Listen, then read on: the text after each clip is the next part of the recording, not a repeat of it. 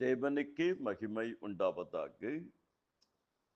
Voice chat குழுமத்தின் மூலியமாக இன்று காலை வேளையில் உங்கள் அனைவரையும் சந்திப்பதில் மிக்க மகிழ்ச்சி அடைகிறேன். இந்த நாளிலே நம்பிக்கையின் வார்த்தைகள் என்று சொல்லி 3 காரியங்கள் நாம் தியானித்தோம். என் நம்பிக்கை இயேசு கிறிஸ்துவின் மேல் உள்ளது, ஏனெனில் அவர் என்னை எந்த நிபந்தனையும் இன்றி நேசிக்கிறார்.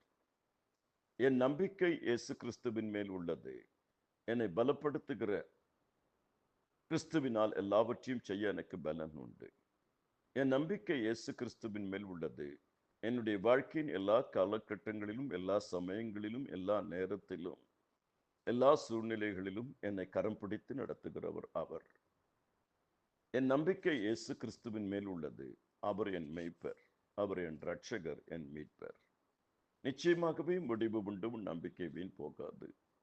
என் ஆத்மாவே தேவனை நோக்கி அமர்ந்திரு, நான் நம்புகிறது கர்த்தராலே வரும். கர்த்தரை நம்புகிறவனோ செழிப்பான். நம்பிக்கையின் வார்த்தை. கர்த்தர் ஆபிரகாமுக்கு ஒரு நம்பிக்கையின் வார்த்தையை சொல்லுகிறார். நான் உன் பெயரை பெருமைப்படுத்துவேன். 7 காரியங்கள் சொல்லுகிறார், அதில் ஒன்று நான் பெயரை பெருமைப்படுத்துவேன். நம்முடைய தேவன் நம்மை பெயர் சொல்லி அழைக்கிற தேவன், பெயர் மாற்றுகிற தேவன், பெயரை பெருமைப்படுத்துகிற தேவன், பெயரை ஜீவ புஸ்தகத்தில் எழுதி வைத்திருக்கிற தேவன், பெயரை நினைவு கூறுகிற தேவன், அந்த பெயருக்குள்ள நம்மை உள்ளங்கையில் வரைஞ்சி வச்சிருக்கிற தேவன் பெயரை பெருமைப்படுத்துகிறார். ஆபிரகாம் பெயரை எப்படி பெருமைப்படுத்தினார்? கீழ்ப்படிதல் ஆபிரகாமுக்குள்ள வந்த பொழுது அது 100 வருஷ காலம் பார்க்கிறார். பார்த்துட்டு பின்னாடி சொல்லுகிறார், அவரோடு தன்னை இணைச்சிக்கிட்டு நான் ஆபிரகாமின் தேவன். இதுக்கு மேல என்ன பெருமை நமக்கு வேணும் வாழ்க்கையில? கீழ்ப்படிதல். கீழ்ப்படிதல் இருக்கும்போது தேவன் பெருமைப்படுத்துவார். புனித மரியாள் அவர்கள் கீழ்ப்படிந்தார்கள். தேவன் எப்படி இன்றைக்கு பெருமைப்படுத்தி வைத்திருக்கிறார்? உலக ரட்சகரை பிறந்துட்டார். 2வது, நான் உன்னை மென்மைப்படுத்துவேன். கர்த்தர் யோசுவாவுக்கு சொல்லிக் கொடுக்கிறார், என்று இஸ்ரவேல் ஜனங்கள் எல்லாருக்கும் முன்பதாக உன்னை நான் பெருமைப்படுத்துவேன். யோசுவா 3:7.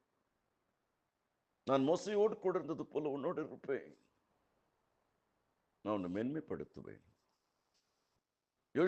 யோசுவாவை எப்படி மென்மைப்படுத்தினார்? யோசுவா ஒரு காலகட்டத்தில் சொல்லுகிறார், சூரியனே சந்திரனே நில்லு அப்படின்னு.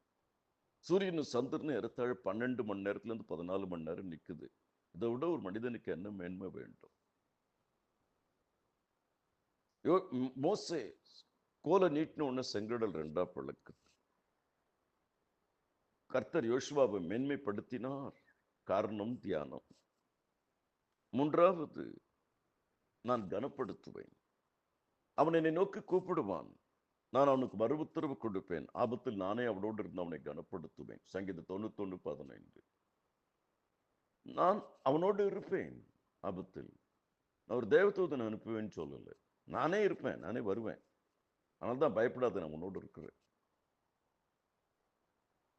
அப்போ கர்த்தர் தாவீதோடு கூட இருந்தார். என்னை நோக்கி கூப்பிடு, அப்போது நான் உனக்கு மறு உத்தரவு கொடுத்து அறியாதும் எட்டாதுமான பெரிய காரியங்கள் உனக்கு அறிவிப்பேன். தாவீது நாளுக்கு நாள் விருத்தி அடைந்தான். சேனைகள் தேவனாகிய கர்த்தர் அவனோடு கூட இருந்தார். கர்த்தருக்குள் அன்பார்ந்த தேவ ஜனமே, கர்த்தர் நம்மை மென்மைப்படுத்த பெருமைப்படுத்துகிறவர், கனப்படுத்துகிறவர்.